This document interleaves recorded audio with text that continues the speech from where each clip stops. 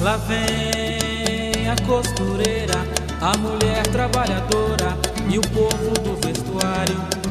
E chegam cedo, não tem hora de parar, porque a vida é muito dura e é baixo o salário. E tem patrão e só pensa em produção e não quer reclamação, nunca fala em registrar.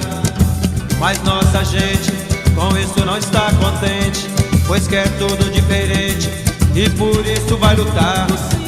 O sindicato é quem procura a solução, defendendo o empregado da ganância do patrão.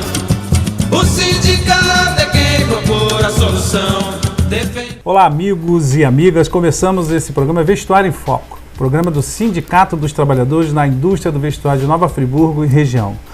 Nosso sindicato fica ali na Avenida Alberto Braune, número 4, sala 116, é um prédio bem em frente à Caixa Econômica Federal. Nosso telefone é 2522-6597, nosso e-mail stivnf@gmail.com ou nosso Facebook Sinditrab Vestuário de Nova Friburgo. O horário de funcionamento do sindicato é de segunda a quinta-feira, de 8 às 11 e de 13 às 18 horas. Na sexta-feira, de 8 às 11, de 13 às 17 horas, porque todas as empresas também fecham cedo na sexta-feira. Na nossa sede nós temos um departamento jurídico, que tem a doutora Priscila, mais 2 estagiários para te atender de todos os dias, de 14 às 18 horas. Sendo que o plantão da doutora Priscila é na sexta-feira, né? Você que quer conversar com a advogada é na sexta-feira o plantão da doutora Priscila. Temos um departamento médico, um pediatra, que é a doutora Lia, clínico geral, que é a doutora Ana Lúcia Carrielo, e 2 ginecologistas, o doutor Antônio Sérgio e a doutora Aline Salomone. Então esse é o departamento médico para os sócios e dependentes do sindicato. Na secretaria, lá onde você faz os seus cálculos trabalhistas, você faz os cálculos previdenciários, você pode conferir o seu tempo de aposentadoria, tirar suas dúvidas e ainda fazer a sua inscrição de sócio no sindicato. Para fazer a sua inscrição de sócio no sindicato, é importante você levar sua identidade, seu CPF, sua carteira de trabalho, o último contra-cheque e um comprovante de residência. Pode ser dependente seu no nosso sindicato, os seus pais que tenham mais de 50 anos ou filhos, né, que tenham até 18 anos que não trabalham no setor do vestuário. Então é importante que esses possam ser seus dependentes e ao mesmo tempo usufruir dos serviços que o sindicato oferece. Nós temos uma colônia de férias. A colônia de férias do sindicato fica ali em Tamoios. Tamoios é o 2º distrito de Cabo Frio, bem perto ali, Rio das Ostras, Barra de São João, Tamoios. Uma colônia de férias com 8 suítes, 10 quartos, bem próximo da praia, com bastante segurança, estrutura para receber você e sua família num final de semana aí de lazer na praia, construído pela diretoria do seu sindicato. Pode utilizar as dependências da colônia, o sócio do sindicato e seus dependentes, aquele trabalhador também que tem aquela contribuição assistencial, que hoje são R$ 9,00 no seu contra-cheque, pode ir para a nossa colônia também, e os sócios do sindicato dos têxteis, metalúrgico, do CEP e dos químicos. Né? Basta você procurar a secretaria dos seus sindicatos, que você pode usufruir lá da nossa colônia. Então é importante que você tenha aí ciência que o sindicato está trabalhando para você. Além da luta do dia a dia, oferece uma gama de serviços para você. Nós temos alguns parceiros que estão com a gente há bastante tempo, que é importante você saber, você que é sócio do sindicato, ou você tem aquela contribuição assistencial, pode usar os serviços dos nossos parceiros. A Dental Prev. Dental Prev faz um serviço de odontologia. Todo serviço de odontologia, a Dental Prev é parceiro nosso. O Laboratório Biogram está com a gente há muito tempo, você faz seus exames de laboratório ali no Biogram, também parceiro. A Unimed, o GS, o Plano Global de Saúde do GS também é parceiro nosso.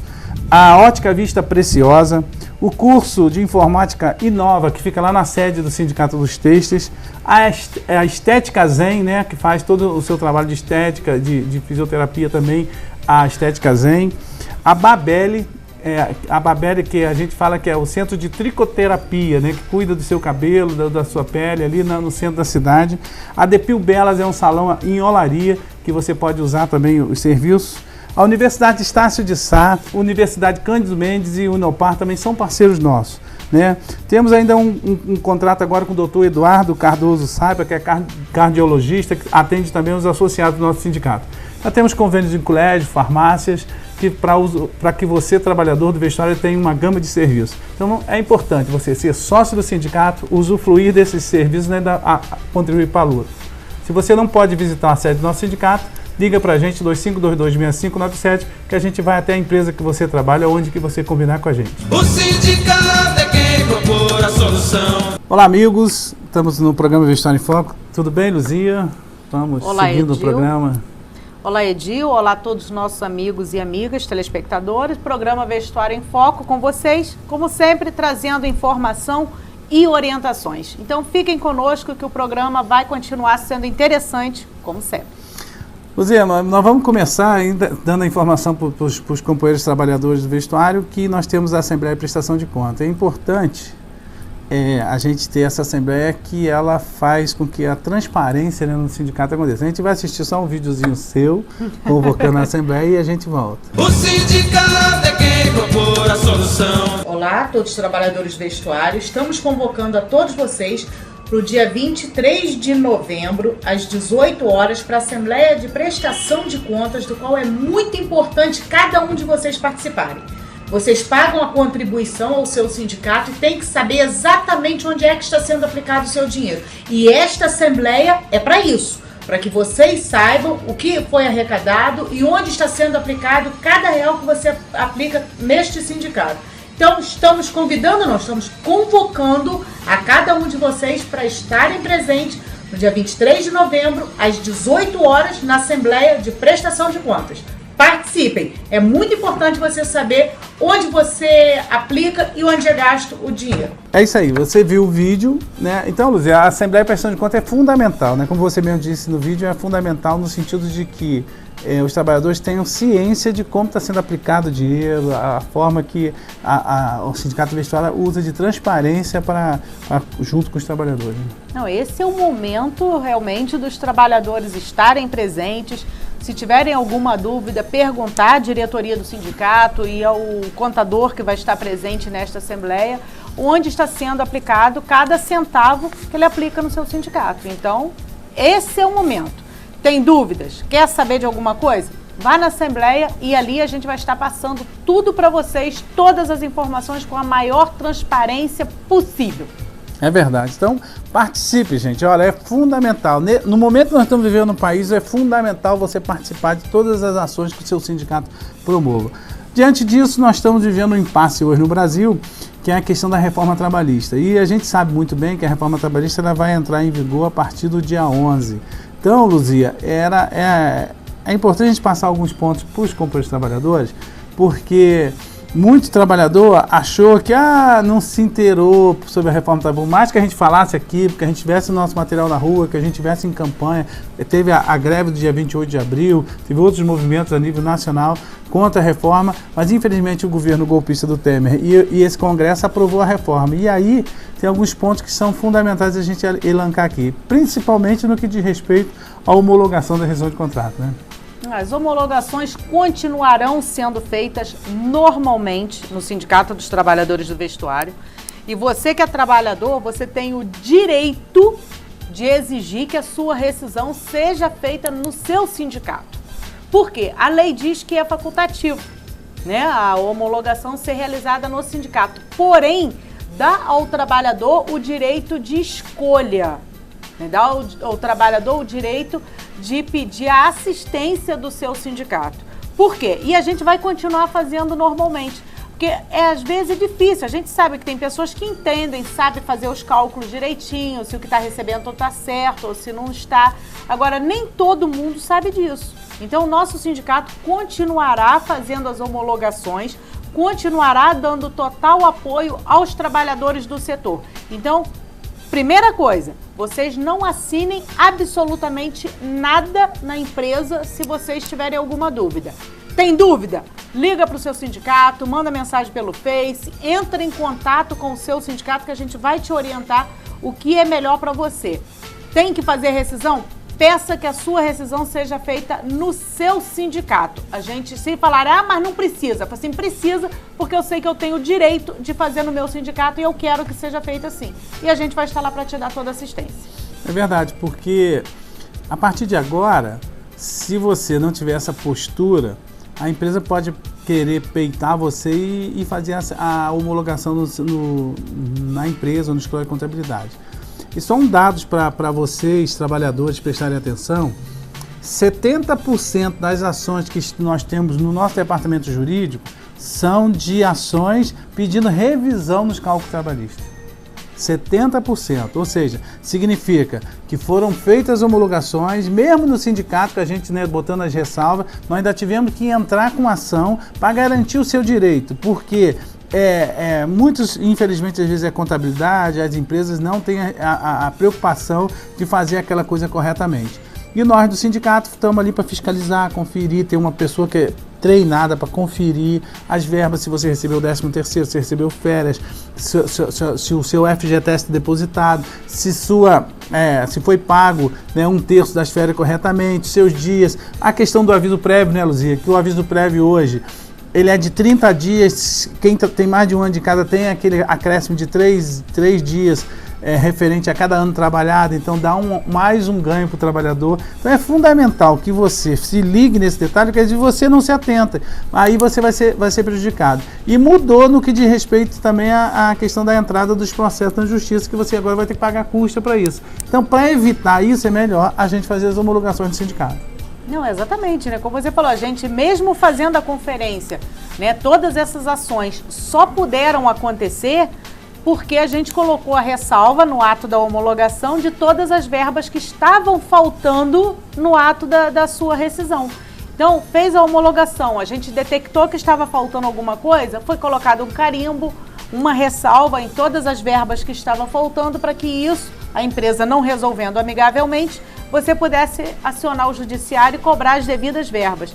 Então, o seu sindicato estará lá sempre para te dar esta orientação e esse amparo. Então, você só precisa exigir da empresa e do escritório de contabilidade que faça a sua homologação no seu sindicato.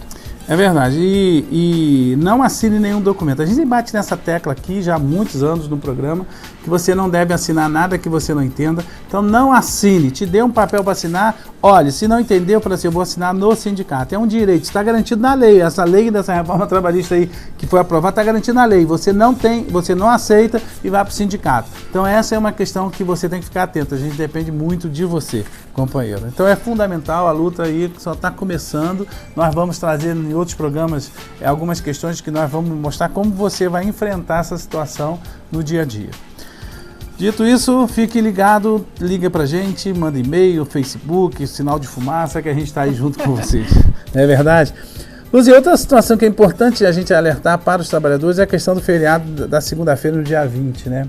Muitos trabalhadores têm procurado o sindicato dizendo que o patrão disse que não é feriado, dia 20, dia da consciência negra, não é feriado. E a gente sabe muito bem que é uma lei estadual e que ele deva cumprir. Se quiser trabalhar, vai ter que pagar a hora extra em 100%, e se o trabalhador não quiser trabalhar, ele não é obrigado a trabalhar. Não, é importante, Edil, que cada trabalhador até anotem o número da lei.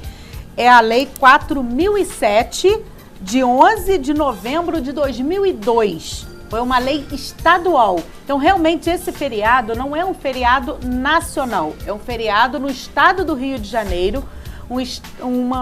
É um feriado decretado pela então governadora da época, Benedita da Silva, no qual determinou que não só, né, a questão do Zumbi de Palmares, dia da consciência negra. Então este dia é feriado no estado do Rio de Janeiro inteiro. Então os trabalhadores têm direito a ficar em casa. Caso a empresa queira que trabalhe, paga como hora extra de 100%, ou aí vai combinar com os trabalhadores como é que vai fazer, ele pode ser descansado em outros dias. Aí tem cada empresa e seus trabalhadores têm acordado de alguma forma. Porque já vi empresas mandando pedido de acordos, né, para serem homologados, eles compensando para férias posterior, porque está com muito serviço, uma série de coisas. Agora, o que não pode é você trabalhar nesse dia sem receber ou sem compensar depois, porque esse dia é seu. É uma coisa que a gente tem percebido, porque teve uma companheira que chegou no sindicato, Luzia, falou comigo, Mas o patrão falou que não é feriado. Então a gente está aqui batendo nessa tecla. É feriado dia 20 de setembro. Porque, de novembro. É 20 de novembro, desculpa, eu estou errando. Porque tem o feriado dia 2, o feriado dia 15 e o feriado dia 20. Porque às vezes a empresa fala, é muito feriado. Aí não é um problema do trabalhador. Isso aí foi quem criou a lei dos feriados que fez com que novembro tenha 3 feriados. Então é fundamental saber que é numa segunda-feira, então você vai ter um final de semana prolongado aí, o pessoal do estado do Rio de Janeiro. Fundamental. Consciência Negra, é importante também a gente lembrar, né, a data, né, Consciência Negra, porque onde os negros são explorados muito mais ainda no Brasil, e a Consciência Negra vem para trabalhar isso aí. Dito isso, Luzia, a gente já tem que conversar um pouquinho sobre... Eu queria que você voltasse aqui nessa questão de não assinar o documento, só para reforçar. Sabe por quê? Isso está me incomodando muito, porque tem muitos companheiros que a gente vê lá na hora da homologação, ele não sabe o que está fazendo, imagina se ele ficar sozinho na fábrica. Não, isso é verdade. E até diante da necessidade, às vezes o trabalhador acaba se submetendo e assinando o que a empresa põe à sua frente, sem saber exatamente a consequência que isso vai trazer para ele. Então, o que a gente vem pedir a vocês é isso. Tenham muita cautela. Não assinem nenhum documento sem que vocês tenham absoluta certeza do que se trata. Tem alguma dúvida? Telefone do sindicato, 2522-6597. Liga pra gente e a gente vai te passar a devida orientação. É verdade, até porque, por exemplo, a gestante, quem tem estabilidade, não é verdade? Por exemplo, gestante, pessoal da CIPA, dirigente sindical e outros casos, tem instabilidade. Então você não pode simplesmente pedir uma demissão. Toda demissão de um estável, ele tem que ser acompanhado pelo sindicato e ser homologado no sindicato. Isso, se não acontecer, isso pode garantir, inclusive, uma estabilidade e pode garantir, inclusive, uma indenização para a trabalhadora, né? Cabe indenização, que se o empregado tem estabilidade, pelo artigo 500 da CLT, obrigatoriamente o seu pedido de demissão tem que ser feito junto ao seu sindicato ou ao Ministério do Trabalho, para que seja conferido se ele não está sendo obrigado a pedir demissão. Se houver qualquer vício na vontade do trabalhador, é nulo o seu pedido de demissão. Então, só para que vocês saibam que se pediu demissão, eu pedi e saí, não foi feita a rescisão no sindicato, mas eu estava grávida, então a empresa tem que te recolocar no mercado de trabalho, na empresa, tem que te recontratar, porque o seu pedido de demissão foi inválido, porque você não sabia que estava grávida, não houve assistência do seu sindicato e você tem que retornar ao trabalho. É isso aí, então fique ligado, qualquer coisa liga pra gente. Uma coisa que eu quero lembrar a todos vocês, foi feita a reforma trabalhista, mas a Constituição Federal não mudou. E no parágrafo 3º do artigo 7º da Constituição Federal diz que é o sindicato que é o representante coletivo e individualmente os direitos dos trabalhadores. É o sindicato que representa. Se é o sindicato, então o coletivo, as convenções coletivas, os acordos coletivos são feitos pelo sindicato. E individualmente o quê? As homologações de rescisão de contrato é direito do sindicato acompanhar. Então, reivindique isso, que isso na Constituição Federal não mudou. Chegamos ao final, Luzia. A gente agora vai entrar num vídeo, porque em cima disso tudo a gente foi buscar informações, a gente estava estudando, buscando informações, e a gente vai trazer aí uma entrevista com 2 deputados, um que fala a favor e o outro fala contra a reforma, né? Para depois não ficar dizendo que a gente só está... E a gente vai trazer essa entrevista porque é fundamental, que aí você vai ver com outra linguagem, com outra roupagem, tudo isso que a gente tem falado aqui. A gente vai à entrevista e volta já já. O sindicato é quem procura a solução, defendendo o empregado da ganância do patrão.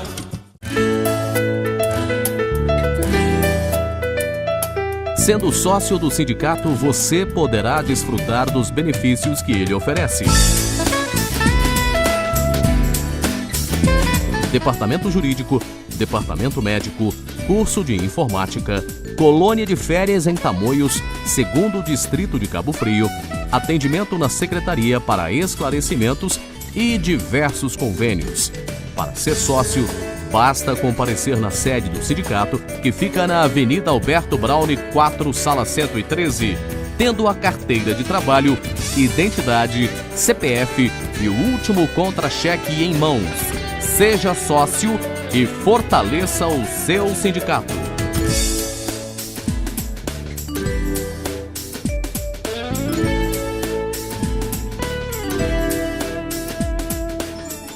O sindicato é quem procura a solução, defendendo o empregado da ganância do patrão.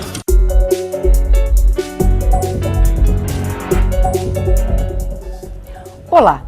A partir de 11 de novembro entram em vigor as mudanças na legislação que foram chamadas de reforma trabalhista. São mais de 100 alterações, mas entre as principais está a que permite que os acordos coletivos prevaleçam sobre a lei, mesmo que sejam considerados prejudiciais aos trabalhadores. Até agora, só o que beneficia o trabalhador pode valer contra a lei.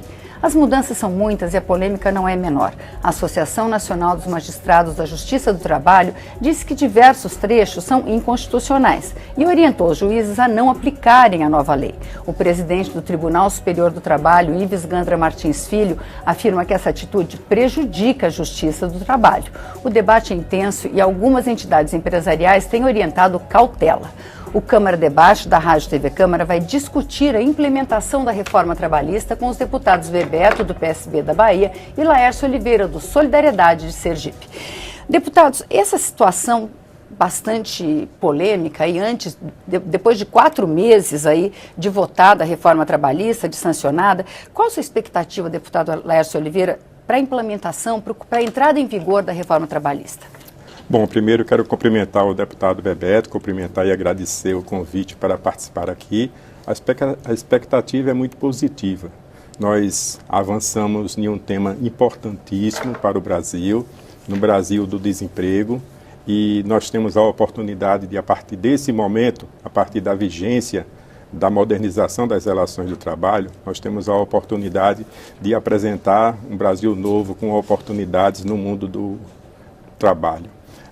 A polêmica é natural dentro desse contexto. Nós trabalhamos aqui intensamente, situação e oposição, para construir um texto, uns a favor, outros contra, natural dentro desse processo, mas o que vale é o que nós construímos. E que é a perfeição? Não, claro que não. Nós precisamos avançar, aperfeiçoar o texto que foi feito.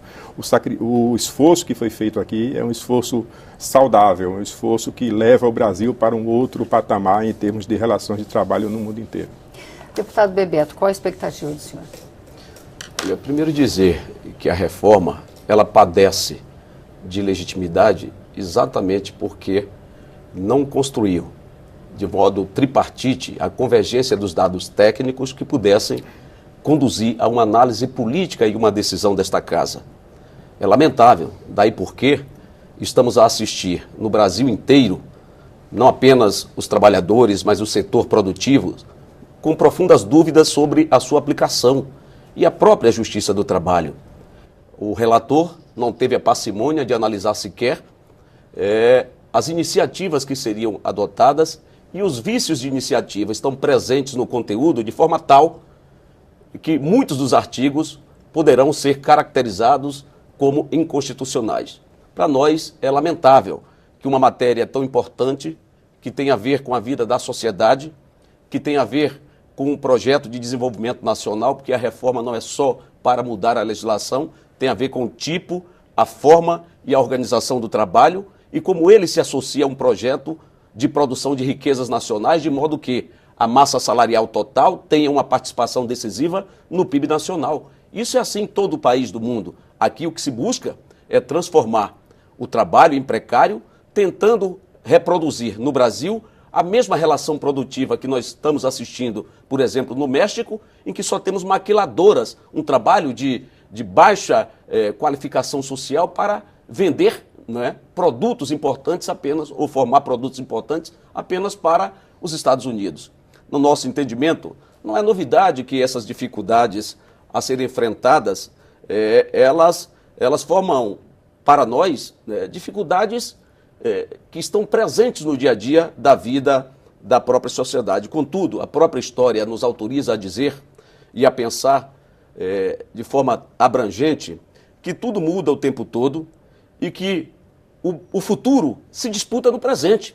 E é por isso mesmo que nós estamos dialogando com o setor produtivo, dialogando com a Justiça do Trabalho para demonstrar que será ineficaz sobre o ponto de vista da geração do emprego, que foi o que venderam, a partir inclusive dos dados, meu amigo, que eu quero cumprimentá-lo, sabe muito bem, nós frequentamos a OIT. A OIT aplicou uma pesquisa em 111 países com iniciativas para alterar a legislação trabalhista a partir de medidas legislativas, e o resultado final é que o panorama do trabalho não melhorou no mundo. Eu fiz um desafio e continuo a fazer ao governo que ele indique em quantos milhões de emprego nós geraremos apenas com a alteração da legislação. É uma falácia, porque sabe o Laércio, como homem do setor produtivo, que nós tivemos na década de 1942, repito, não como mantra, mas como, e cabe a mim, como historiador, lembrar aquilo que os outros esquecem. Porque em 1942, por exemplo, nós tivemos um crescimento do PIB com a mesma legislação da ordem de quase 10%. Ele cresceu sustentadamente entre 2003 e até 2013, de modo sustentado, e não foi a legislação que impediu o crescimento econômico, a geração do emprego. Ao revés, quem conduz a geração de emprego é o desenvolvimento macroeconômico do país. Então, portanto, é uma falácia e não há sentido, não há relação direta entre a legislação e a geração de emprego. O que se buscou foi desconstruir o sistema de proteção do trabalho para facilitar a vida de setores que não conseguem conviver com a ideia de um trabalho decente. Deputado Laércio, alguns consultores têm orientado a ter uma aplicação paulatina da legislação, inclusive porque alguns pontos ainda precisam ser regulamentados. Seria o caso, o senhor é ligado ao setor de serviços e comércio, seria o caso do trabalho intermitente. O senhor acredita que toda a legislação pode entrar em vigor imediatamente ou o senhor acredita que tenha essa aplicação paulatina? Porque são muitas modificações, né? São mais de 100 modificações na legislação. Veja, eu acho saudável. Quando entrar em vigor a partir do dia 11, vai ter, inclusive, na casa, o governo vai mandar uma medida provisória fazendo alguns ajustes, que foi uma combinação construída dentro do Senado. É natural que isso aconteça. A única coisa que me surpreende um pouco é posições extremadas de alguns institutos, respeitados até, recomendando a não aplicação da lei. Isso é um desrespeito com a sociedade, é um desrespeito com o Congresso, é um desrespeito com o trabalhador. Porque é o seguinte, aquilo que é inconstitucional, ora essa, busca-se o Supremo Tribunal Federal para encontrar-se uma solução, uma decisão final. É legítimo que se busque isso. Agora, isso não pode contrariar tudo que foi muito bem construído. Eu fujo um pouco do debate ideológico com referência a relações do trabalho. Eu prefiro viver no mundo real, o mundo da aplicação daquilo que nós construímos aqui dentro. E o que nós construímos foi muito bem feito. Vou citar um exemplo. A lei da terceirização. Eu fui o relator dessa lei. Em nenhum lugar do Brasil, ninguém me aponta um direito do trabalhador que foi retirado com a lei da terceirização, que foi discutido tantos anos aqui dentro e que nós conseguimos aprovar o texto e que hoje, desde o dia 30 de março, que ele já entrou em vigor. A lei da terceirização só trouxe benefício para a sociedade. E um pouco indo de encontro ao que Bebeto falou, fazendo um debate saudável aqui com o deputado Bebeto, a lei foi sancionada no dia 30 de março. Os meses de abril, maio, junho, julho, agosto e setembro, o saldo do emprego é positivo, a partir de um passo apenas. Só a lei da terceirização. Daí para trás, o Brasil vivia em uma seta descendente de emprego. Era o desemprego que imperava. Portanto, é uma lei que entrou em vigor e que já começou a construir um ambiente novo. Por quê? Porque traz segurança jurídica para as partes. Não existe, no pensamento do setor produtivo do país, nenhuma intenção de se retirar direitos de trabalhador. Os excessos acontecem em todos os lugares, para isso é que existe o brilhante trabalho que a Justiça do Trabalho faz no nosso país. O que não pode, o que a gente precisa conter é o exagero, é o comportamento totalmente incompatível com a função de cada um daqueles que cuidam de zelar pelas leis trabalhistas do nosso país. Portanto, é dentro desse ambiente que a gente vai passar a viver a partir do dia 11 e tenho certeza absoluta, os indicadores, a imagem do país, do Brasil fora, mundo afora, é uma imagem extremamente positiva de uma transformação que foi feita, além de uma CLT de 1943, que nos seus 70 anos de existência cumpriu muito bem o seu papel. Nós vivíamos uma realidade, Bebeto é um historiador e sabe bem esse conceito, ela cumpriu muito bem o seu papel, mas a gente não pode viver no mundo do trabalho moderno com a legislação de 70 anos atrás. Então, esse passo é um avanço muito positivo.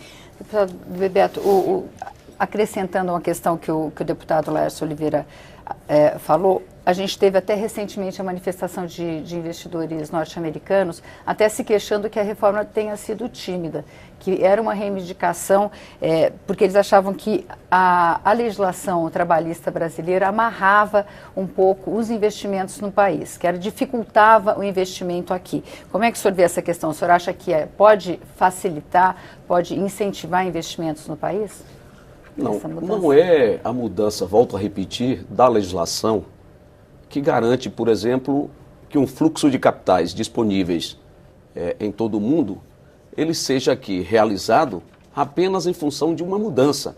Existem outros elementos que se somam, portanto, à disposição do investidor internacional para realizar investimentos. Por exemplo, a queixa maior, e ele sabe, o nosso querido deputado, da minha relação que eu tenho e dos debates que eu participo com o setor produtivo, a principal demanda dos investidores internacionais, eu tenho desculpe não citar o nome, mas uma empresa da área de energia, uma italiana, que tem uma carteira, um faturamento global da ordem de quase 400 bilhões, ela analisa que o principal problema no Brasil não está vinculado à legislação trabalhista, mas aos impostos, a uma tributação sobre o trabalho.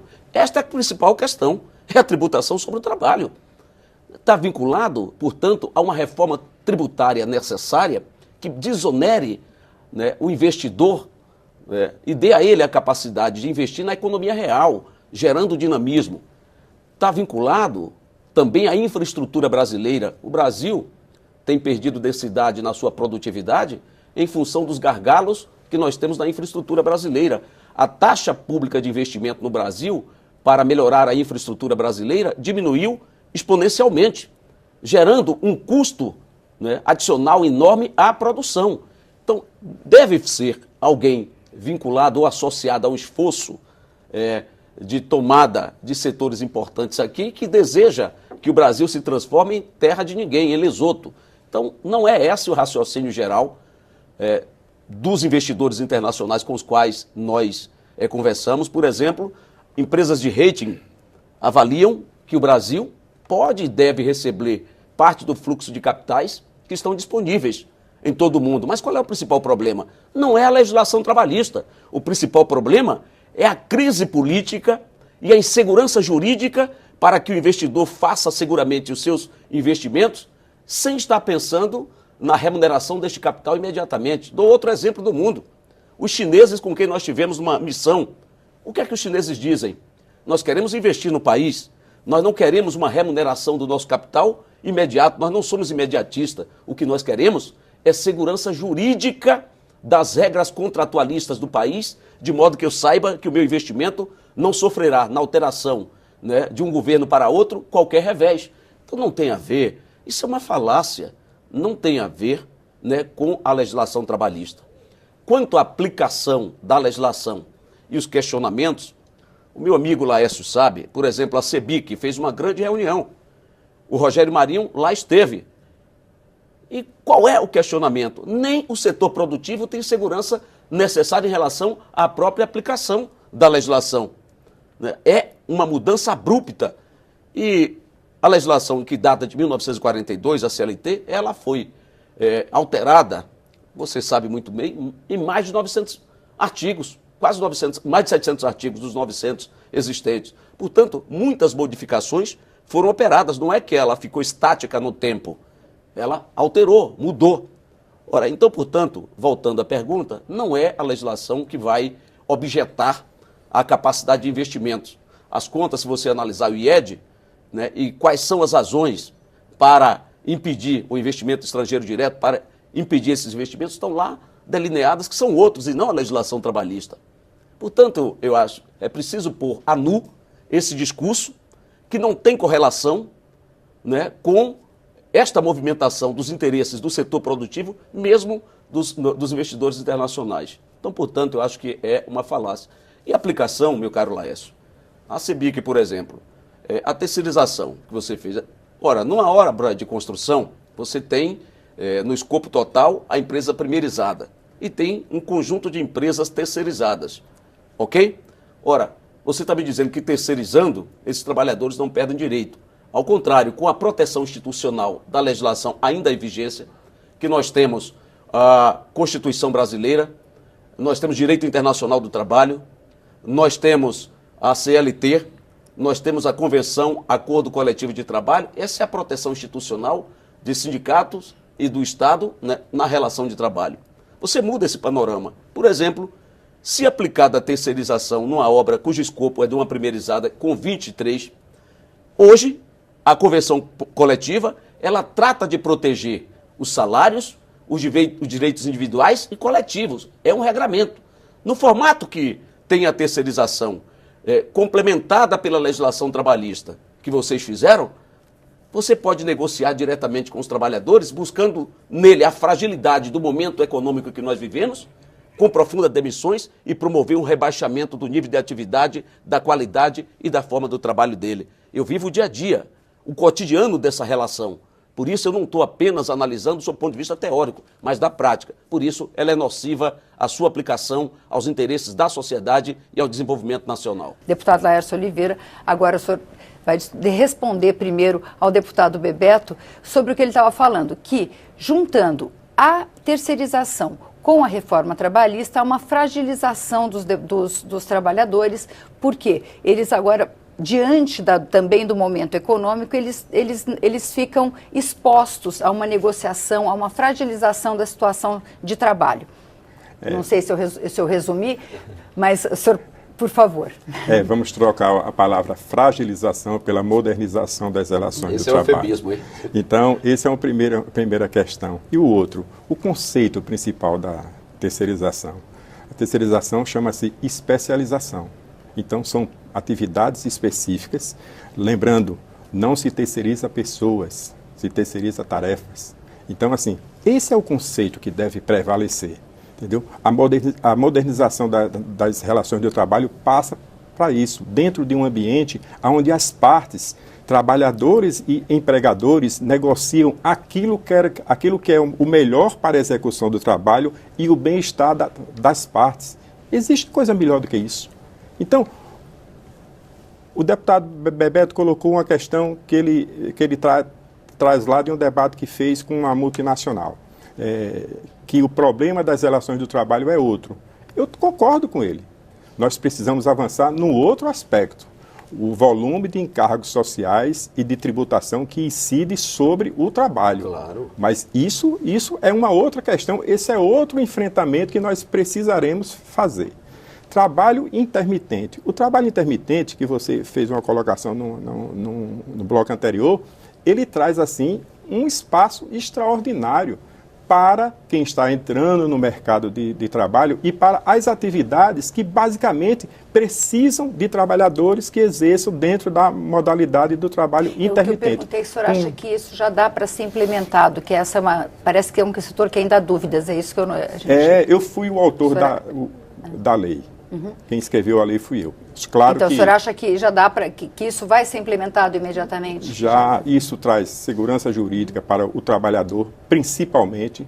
A gente acaba com o trabalho informal, por exemplo. O trabalho intermitente coloca um fim nisso aí. Você coloca o trabalhador para desenvolver as atividades naquele período onde existe a demanda daquela atividade, liberando ele, a partir daí, para exercer outra atividade em uma outra empresa ou em um outro lugar, ou para ir para a faculdade ou até para ficar em casa, se quiser. Isso tudo com direitos trabalhistas assegurados. Esse é o Brasil novo. Esse é o Brasil que o setor produtivo deseja no mundo das relações do trabalho para fazer com que o trabalho cresça no país. Um dos caminhos é esse. E para tornar o desejo de produzir, o desejo de investir muito mais acessível. É isso que se busca, sem nenhuma ação que vise apenas tratar o trabalhador de uma forma totalmente diferente daquilo que merece. Não existe empresa boa se não existir trabalhadores satisfeitos. Agora, deputado Bebeto, essa questão da ANAMATRA, ela falando para procuradores, para promotores de justiça, para juízes não aplicarem a lei. Quer dizer, o Congresso fez uma lei. A ANAMATRA dizendo para ela não ser aplicada. A saída seria o Supremo se manifestar sobre a constitucionalidade ou não. Quer dizer, fica uma questão de insegurança jurídica aí bastante grande. O Brasil foi denunciado à OIT por causa dessas mudanças. Como é que fica tem uma situação aí de insegurança jurídica absoluta, tanto para quem é contratado, né, para o trabalhador também, né?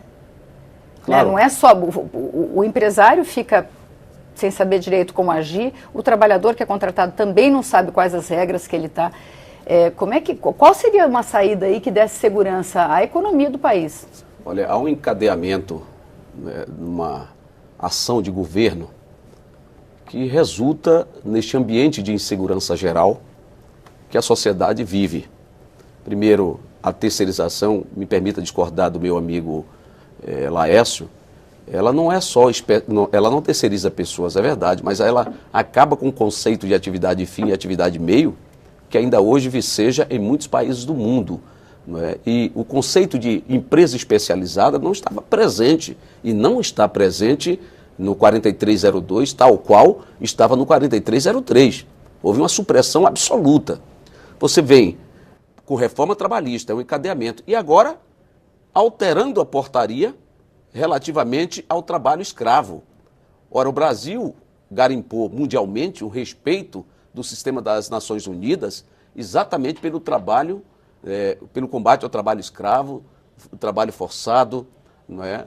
Por servidão. Então, nós estamos regredindo. A agenda do governo é uma agenda de regressão dos direitos sociais, que atenta contra o direito internacional do trabalho, que atenta contra o Pacto de São José, que o Brasil é signatário, e que coloca, né, em xeque o trabalho enquanto valor, enquanto dignidade humana, enquanto produtor de riqueza. Eu tenho que afirmar isso e não posso deixar de fazê-lo.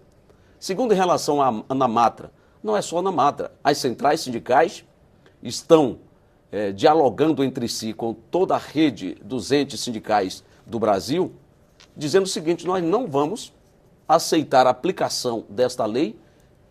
Nós queremos a negociação. A lei não vai impor a gente absolutamente nada, porque ela não tem e não foi construída num tabuleiro de legitimidade.